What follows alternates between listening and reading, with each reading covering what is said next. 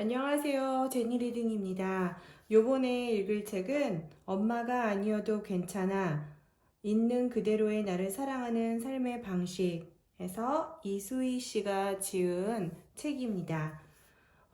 이 책은 제가 인터넷으로 이수희 씨를 우연히 알게 되어서 이 책을 구매하게 되었어요. 어, 책 제목이 좀 특이해서 좀 궁금해서 한번 사봤습니다. 자, 그럼 같이 한번 볼까요? 차례를 먼저 보겠습니다. 먼저 1번. 있는 그대로의 내 삶을 가로막는 이야기들. 그 다음 두 번째. 아이는 없지만 행복하게 살아요. 그 다음 세 번째. 지금 이대로도 참 괜찮다. 뭐 이런 내용인데요. 자, 그럼 같이 한번 볼까요? 네, 프롤로그입니다. 이 중에서 이 부분을 한번 제가 인상 깊어서 한번 읽어보겠습니다. 내가 있을 곳이 아니다. 어렵게 시간을 맞춰 만난 친구 모임. 할 말이 없다는 사실. 정확히는 끼어들 틈이 없다는 사실을 깨닫는 데는 그리 오랜 시간이 걸리지 않았다. 친구들은 30대 초중반에 결혼해 둘째, 셋째를 낳을지 말지 한창 고민하던 시기였다. 다들 임신이 너무 잘 되어 고민이라면 고민이었다. 모임에서는 온통 아이들 이야기뿐이었다. 내 아이 걱정, 내 아이 자랑, 내 아이 미래 예측, 마지막은 아이 용품 돌려쓰기, 이런 이슈들의 무한 반복이었다. 어느 한 군데 비집고 들어갈 수 없었다. 차라리 아이가 생길지 안 생길지 모르던 시절에는 저 고민이 언젠가 나에게도 올 수 있다는 생각에 이 외국어 같은 대화가 참을만 했다. 저 삶이 올 가능성이 없다는 사실이 명확해지자 저들의 이야기는 TV 볼 때 건너뛰는 레슬링 경기가 되었다. 치열하게 싸우고 있지만 나와 상관없는 이야기. 어느 날 친구 모임에서 몇 마디밖에 입을 열어보지 못하고 집으로 돌아오는 길에 서글픔을 느꼈다. 출산과 육아라는 경이로운 체험을 공유하는 즐거움에 신난 친구들. 나라는 존재는 꽂아 놓은 보릿자루였다. 가끔 넌 어떻게 지내니? 좋겠다, 애 없어서. 여행 실컷 다녀. 분위기 잡고서 한잔하고 그러다 보면 생겨. 병원에 한번 가봐. 무슨 병원이 좋다더라. 영화 봤다고? 애 없으니 참 팔자가 좋구나. 난 영화 같은 건 꿈도 못 꿔. 같은 대화를 떡밥처럼 던지고 다시 자신들의 이야기에 열중하던 그 모습. 더는 내가 있을 곳이 아니라는 생각을 했다. 아기가 없다는 건 안다. 눈에 넣어도 아프지 않은 내 새끼 이야기를 얼마나 하고 싶을까 알고 있다. 이해한다. 그렇지만 더는 어떤 공감도, 교류도, 배려도 느낄 수 없는 그곳에 앉아 있기 싫었다. 나 혼자 친구들과 그렇게 이별했다. 많이 슬펐다. 자, 그러면 본문 내용에 있어서 가장 인상 깊었던 부분을 조금씩 잘라서 읽어보겠습니다. 우리는 대한민국이라는 곳에 살고 있으니까 가족주의라는 단어가 존재하는 나라. 결혼 언제 하니? 애는 언제 낳을 거니? 둘째 소식은? 피임하니? 를 인사말로 하는 나라. 연령대마다 정해진 과업이 존재하는 나라. 그 과업을 이루지 못했을 때 가족, 친지, 친구, 지인이 나서서 원인과 해결책을 쏟아내는 나라. 아이 없는 삶이 선택이었든 내려놓음이었든 받아들임이었든 대한민국에서 그 삶을 원만하게 살아가리란 결코 쉬운 일이 아니다. 아이와 삶에 대한 진지한 고민 끝에 선택한 길인데 타인은 나를 애 낳기 싫은 사람, 어딘가 아픈 사람, 정서적으로 문제가 있는 사람, 아직 철이 들지 않은 사람 같은 시선으로 대한다. 그리고 이내 도움 안 되는 말들을 충고랍시고 걱정이랍시고 반복해서 늘어놓는다. 비주류로 구분 지어지고 밀려나는 것도 모자라 끊임없이 이어지는 오지라퍼들의 활약이 고통스럽기까지 하다. 그들의 관심은 언제 아이를 낳을 것인가와 아이를 못 낳는 이유에 쏠려 있다. 전자는 얼른 아이를 낳아야 또 그들만의 대화를 이어갈 수 있으니 얼른 그들만의 리그로 들어오라는 적극적인 손짓이다. 후자는 나보다 못한, 아이도 낳지 못한 누군가를 가십거리로 만들면서 우월해지고 싶은 욕구를 품고 있다. 자식의 선택을 인정하던 부모마저 얼마 지나지 않아 아이를 낳아야 한다고 태도가 급변하는 데에는 이렇게 주변 오지라퍼들의 쓸데없는 참견이 큰 영향을 끼친다. 왜 우리 사회 여성들의 대화 주제는 육아에 국한될까? 성인이 된 우리가 나눌 수 있는 대화의 주제가 왜 이렇게 손에 꼽을 정도인가? 이것은 사회의 문제인가? 개인의 문제인가? 늘 진학과 취업과 승진을 위해 달렸던 우리. 결혼한 뒤에도 계속해서 던져지는 목표들. 모든 것을 제쳐두고 뛰지 않으면 언제 바뀔지 모르는 제도. 언제쯤 서로가 다양한 주제, 열린 시선으로 대화를 나눌 수 있을까? 그런 날이 오긴 올까? 이런 사람들의 경우 이미 아이가 있는 사람이라면 더욱 상대의 약점을 확인함으로써 자신이 우위에 서고 싶은 심리가 발동한다. 뭔가 생리적인 기능이 나보다 못한 것은 아닐까 하는 추측에 토대를 둔 승자의 미소를 지으며 무엇이든 해결해 줄 듯한 표정으로 문제를 물어온다. 대답해 준다 한들 해결책도 없으면서 자신들의 편향된 방향으로 대화를 끌고 가고 결론까지 자기들 원하는 대로 도출하려 한다. 답정너 질문이 연속된다. 상대의 불행을 통해 자기가 한층 행복하게 느껴지는 상황을 즐긴다. 그러나 대부분의 경우 상대가 해결해 줄 수 있는 문제는 존재하지 않는다. 입양은 양육과는 또 다른 차원의 문제다. 시험관 시술 과정에서 힘든 시간을 견딘 사람들이 입양을 포기하는 이유는 내가 낳은 아이를 원하느냐, 사랑할 대상을 원하느냐의 차이 때문이다. 남들처럼 아이가 하나 있으면 노후가 외로울까봐 라는 생각으로 이 어처구니 없는 제안을 받아들여서는 안 된다. 육아에 치이는 이들이 보기에 오롯이 서로에게 집중하는 부부의 모습은 몹시 낯설다. 온통 엄마들에게 둘러싸인 세계에서 지내온 사람이라면 더 이질감을 느낄 것이다. 단지 자녀가 없다고 해서 노후가 쓸쓸할까? 이제 자녀가 부모의 노후를 책임지는 시대는 끝났다. 자식이 없으면 나이 들어 외롭다는 말은 이런 현실을 생각하지 않고 막연한 이미지만으로 던지는 소리에 불과하다. 그들이 원하는 여성 재취업자의 기준은 아이는 어느 정도 키워 놓아서 야근을 할 수 있어야 하며 급여는 평균보다 훨씬 저렴한 이왕이면 최저임금에도 고마워하며 다닐 수 있는 인력이다. 실제로 많은 여성들이 고용만으로 그저 감사하며 재취업을 한다. 많은 신혼부부들이 출산과 양육에서 가장 현실적으로 느끼는 어려움이 경제적인 어려움이다. 이미 수십 년짜리 대출금 상환의 부담을 지고 있는 가운데 아이 한 명을 잘 기르려면 그보다 더한 부담이 쌓인다. 정해진 월급과 언제 닥칠지 모르는 정년, 게다가 여성의 임신은 가계 수입의 절대적 감소를 뜻한다. 대출 상환의 길이 막막해진다. 경제 불황이 이어지면서 N4 세대라는 신조어까지 나온 오늘날 결혼 연령이 눈에 띄게 늦어지고 있다. 이에 따라 여성의 평균 초산 연령도 30세 이후로 늦춰졌다.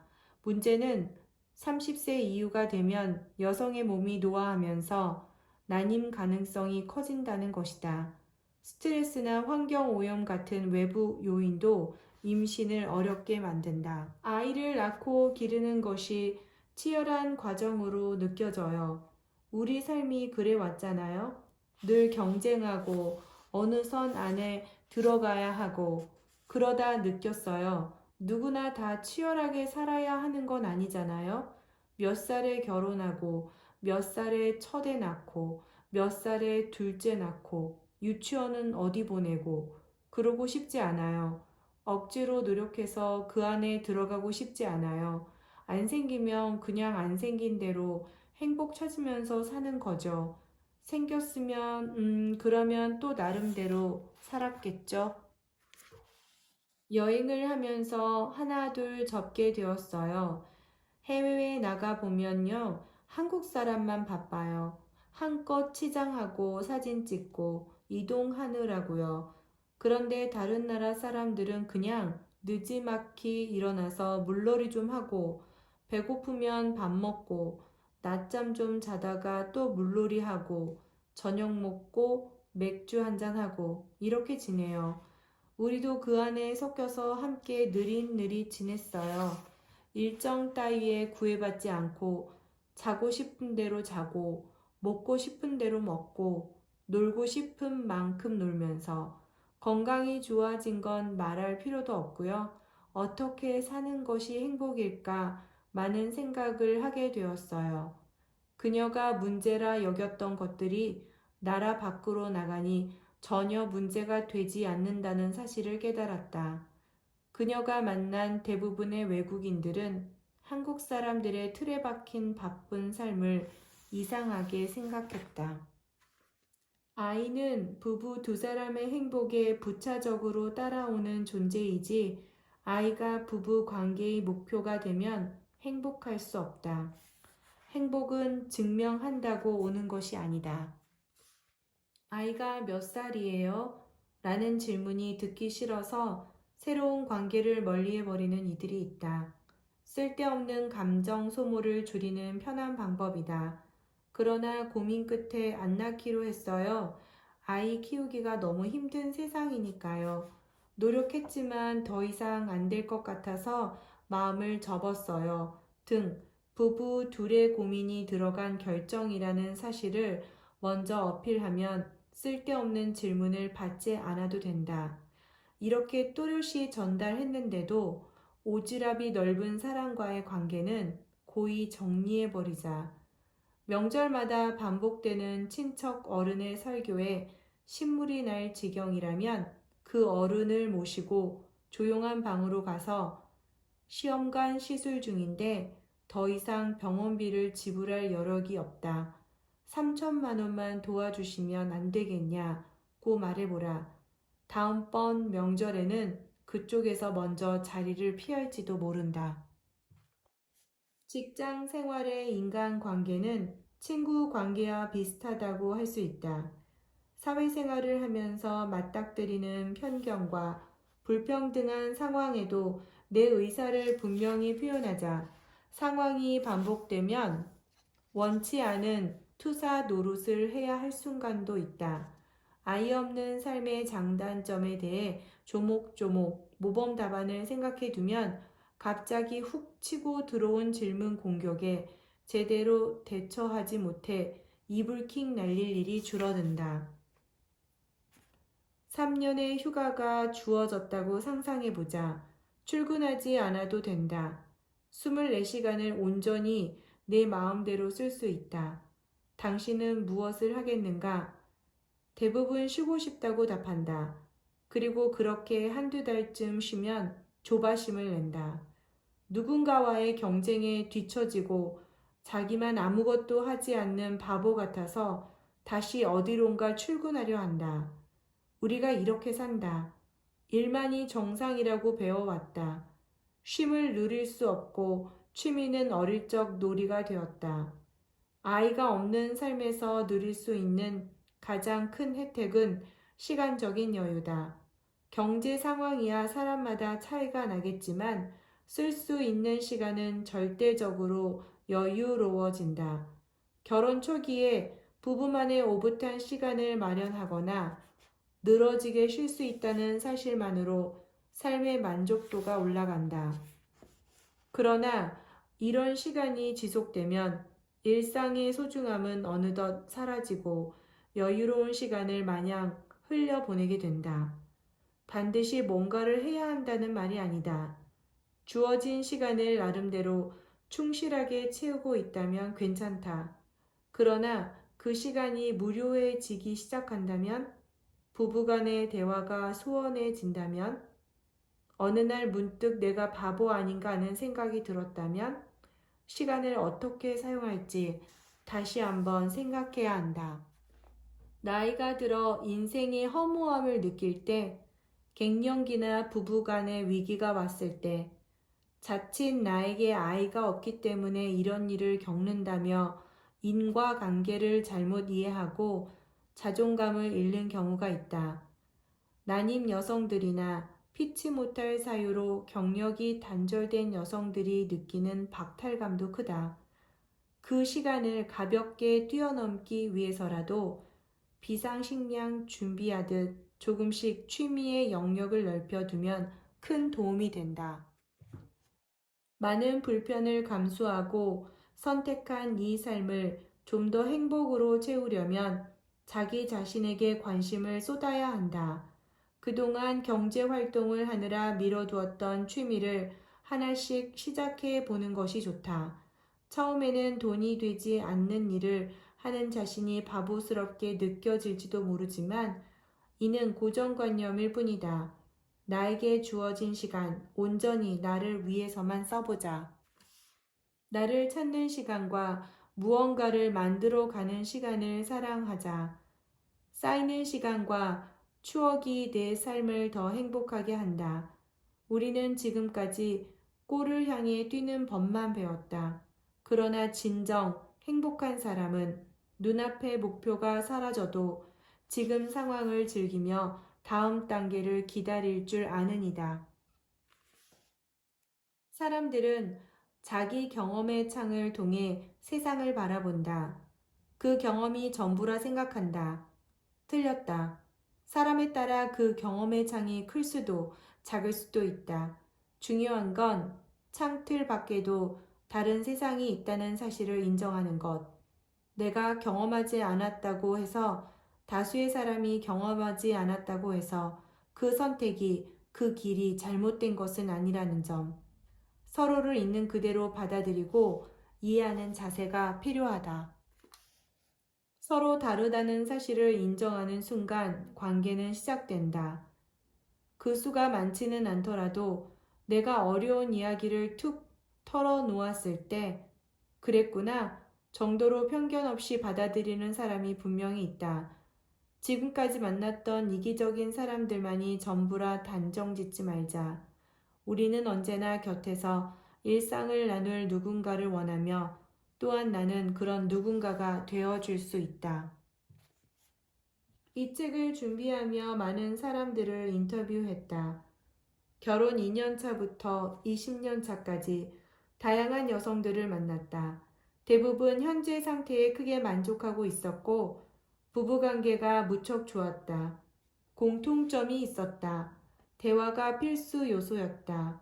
성격 차이도, 고부 갈등도, 경제적인 문제도 모든 것을 대화로 풀어가는 부부들에게는 큰 위기로 작용하지 않았다. 가끔 다투지만 이내 화해하고 더 돈독한 부부 관계를 만들고 있었다. 내가 원하는 바를 외치기 전에 상대방이 원하는 바를 끊임없이 묻고 해보고 대화하는 것. 행복한 부부관계의 기본이었다. 내가 더 힘들어가 아니라 당신 참 힘들었겠구나가 상대에게 미치는 영향력은 막강하다. 네, 이렇게 해서 엄마가 아니어도 괜찮아 이수희 씨의 작품을 한번 읽어봤는데요. 좀 생각을 많이 하게 되었어요. 사람들이 항상 틀에 박힌 그 노선대로 쫓아가게 되잖아요.